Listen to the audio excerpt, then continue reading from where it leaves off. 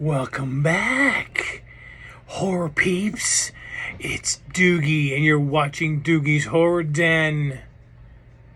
I got two new reviews for you this time around. Let's see if there's, there we go. That's better, isn't it, my friends? Thank you for watching.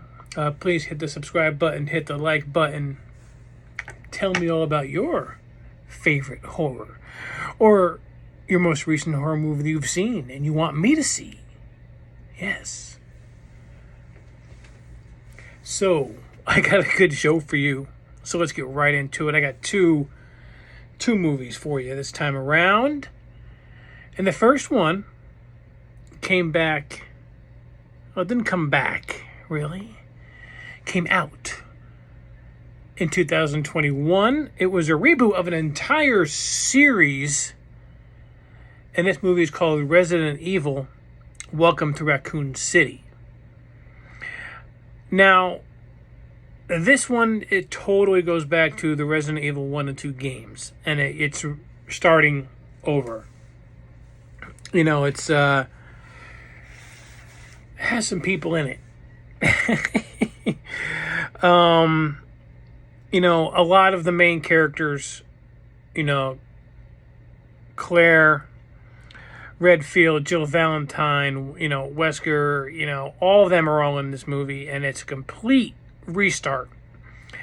And I really think it needed a reboot, really, because at the end of the other Resident Evil series, which I reviewed here on this show, the final chapter, it was just, it was getting to be too much. This one starts off with them going back into Raccoon City after it's been, like, deserted, after the virus went through. And Raccoon City is pretty much a deserted town, deserted city. And,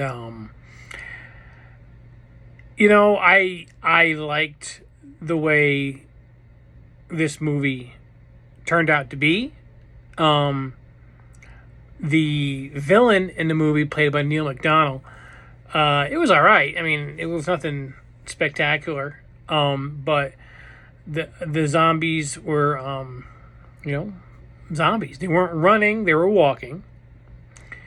And they introduced a lot of Resident Evil characters, you know, and of course they left it open for a sequel because it's just the beginning, you know. I liked it. I hope they continue with a sequel. I don't know if it made enough to warrant a sequel, but Resident Evil, Welcome to Raccoon City. It was, you know, set in 1998. You know, just like, you know, the games. So I say watch it. You know, it's not over the top. It's like a regular zombie movie. Just everybody knows what Umbrella Corporation is at this point.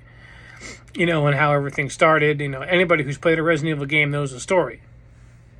So that, my friends,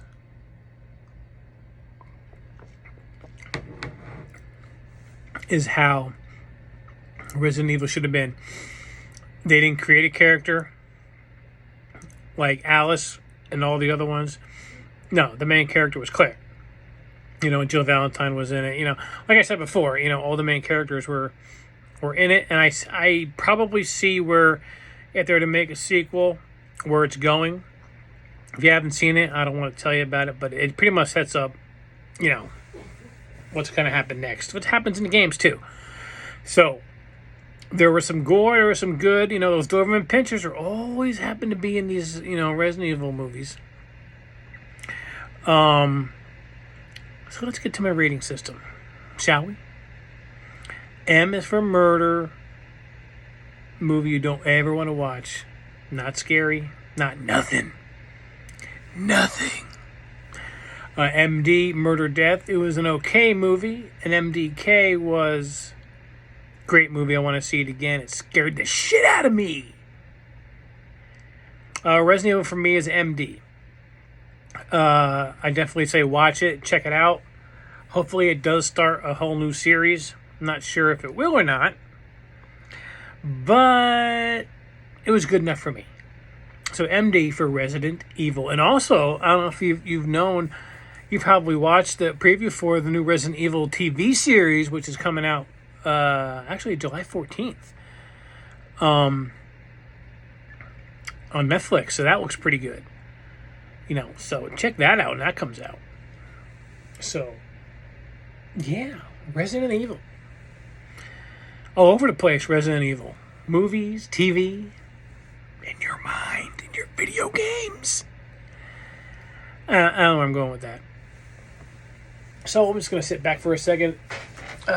So let us go right into our second movie review. It's a sequel to a movie that I reviewed last year. I reviewed the movie Sinister with Ethan Hawke, about the demon Bagul who takes kids and have kids murder the families. So I finally watched Sinister 2. It was pretty good. I liked it. It was directed by Ciaran Foy. It stars Shannon Sossamon, James Ransone, Robert Sloan, Dartarian Sloan to play twins, Lucas Zumon, and Nicholas King as Bagul. Blumhouse put out Sinister 2. I really hope they put out a Sinister 3, but it doesn't look like it's going to happen. So this time around, a mother is trying to escape her ex-husband's wrath. And her and her kids are in this house, which happens to be the place of Bagul. Not good. And all these videos of these kids killing these families, brutal.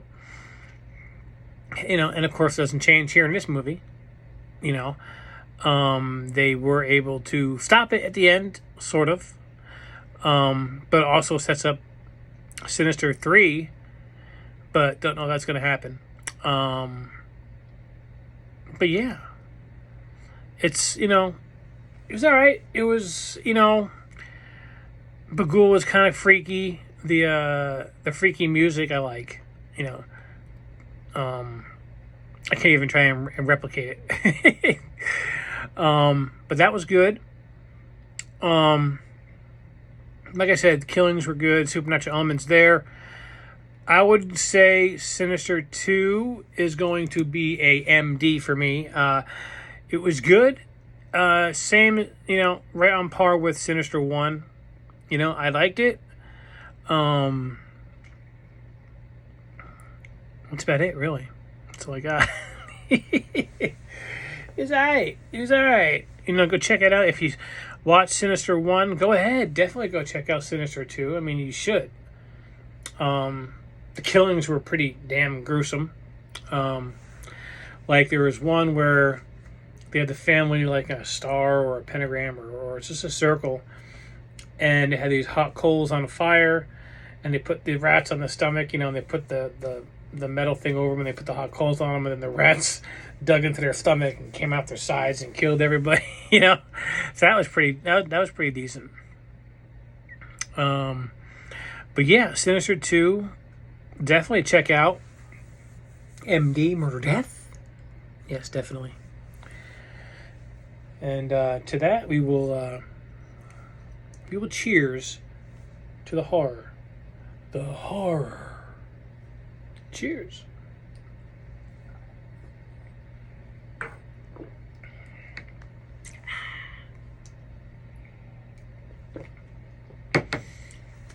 So, my horror peeps,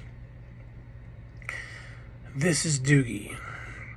And let me tell you one thing before I go. Watch Resident Evil. Watch Sinister 2. And go ahead. Watch a horror movie. What's it gonna do?